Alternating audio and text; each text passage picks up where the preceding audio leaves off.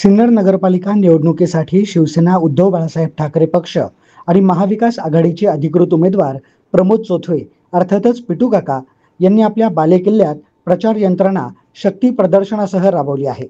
यावेळी प्रमोद चोथवे अर्थातच पिटू काका यांच्यासोबत प्रभागातील दोन्ही उमेदवार आपल्या समर्थक आणि कार्यकर्त्यांसह सामील होते। प्रभागातील या प्रचार फेरीचे विशेष आकर्षण म्हणजे ज्येष्ठ नेते प्रकाश भाऊ वाजे, खासदार राजभाऊ वाजे यांच्या पत्नी दीप्ती वाजे यांचा विशेष सहभाग यावेळी दिसून आलाय।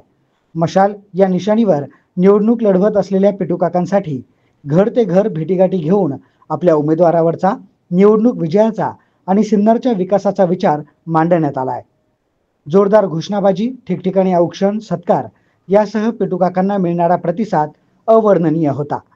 गंगावेस येथील हिंगलज माता मंदिर येथून सुरू झालेली ही प्रचार फेरी प्रामुख्याने खडकपुरा, महालक्ष्मी रोड, लाल चौक, शिंपी गल्ली, नाशिक वेस, सोन्नर गल्ली, वैद्य गल्ली येथे संपन्न झाली। SN न्यूज साठी शंतनू कोरडे, सिन्नर।